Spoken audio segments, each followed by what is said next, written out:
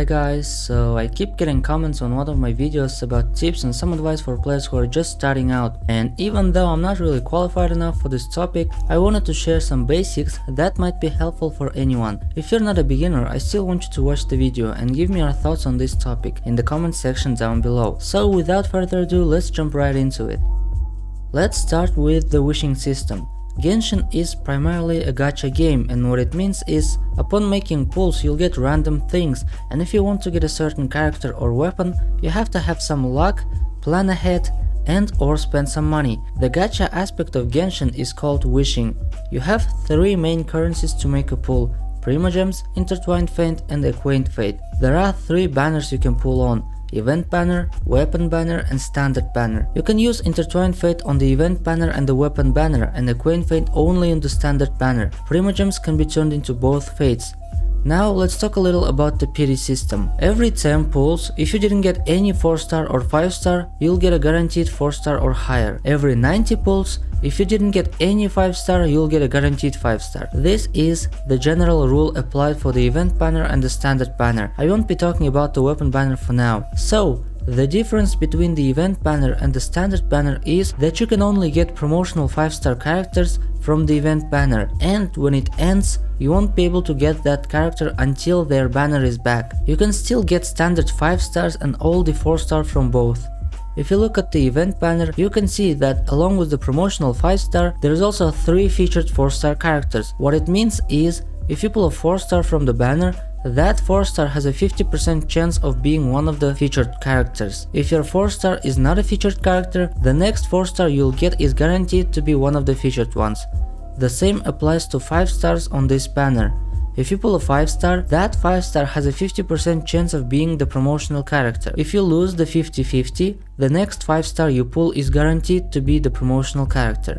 Now imagine you've made 80 pulls on the event banner for a child, but you didn't get a 5-star. His banner ended and Hu Tao's banner came after. All the pity you've built with those 80 pulls will continue on Hu Tao's banner, and you can get a 5-star with 10 more pulls on her banner. In other words, your pity translates to the same banner, which is the event banner, and resets only if you get a 5-star.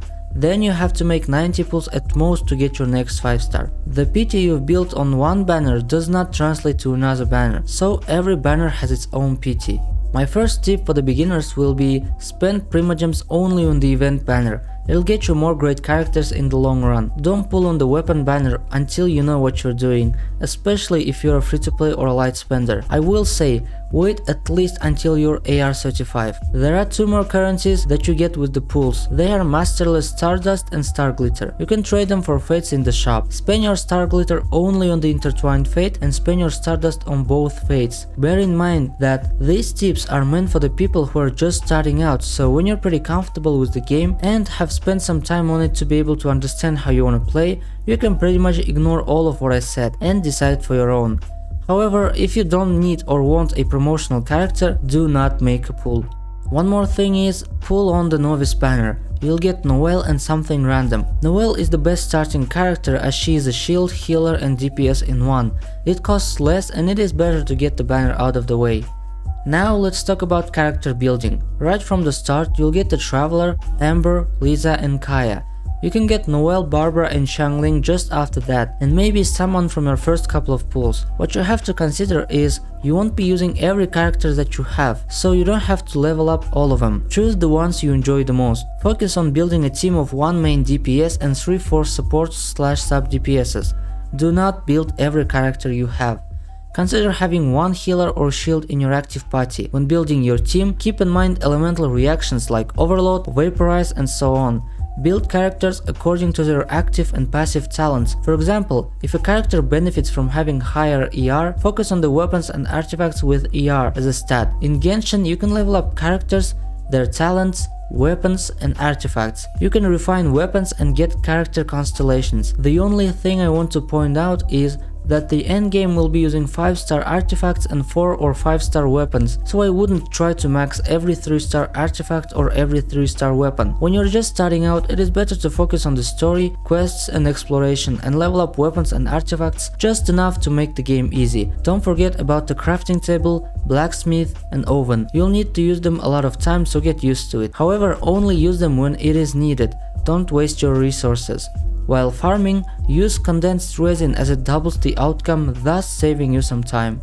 Expeditions. If you send your character to an expedition, you can still use that character, so do it every day.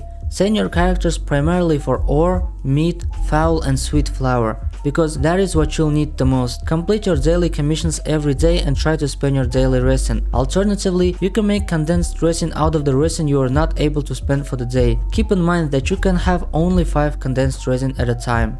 In order to get characters and weapons, although there is an event that gives you a character or weapon once in a while, generally you need primogems.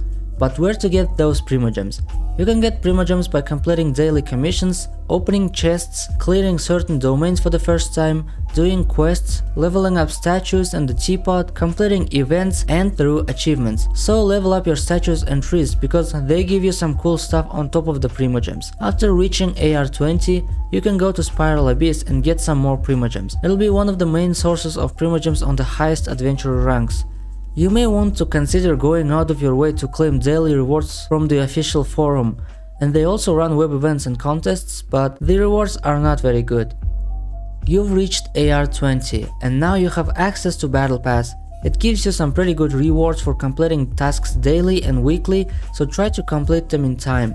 It is free, but if you want some extra stuff, you have to purchase the Gnostic Hymn or the Gnostic Chorus. Staying on the topic, you can purchase the Blessing of the Welkin Moon to get primogems, but keep in mind that you have to log in every day for a month to get them. So, you don't actually need to spend money on the game, but if you want to get some more primogems, I'll go with the Welkin and the Gnostic Hymn.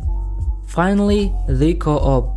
I won't say a lot, it is generally a pleasant experience, and if you're having a bad time with bosses or certain enemies, or just need some more resources, you can give it a try. The game doesn't really force it, though we had some events which required playing together before, but overall, if you don't want it, you're not really losing much, but it is very fun.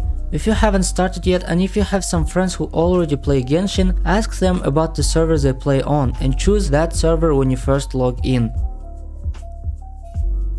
Anyways, that was everything I wanted to say for players who just got into Genshin and don't know much about the game. And if you're a beginner, whether you'll ignore my tips or consider them, just have fun with the game. You don't have to min-max everything right away, so take your time.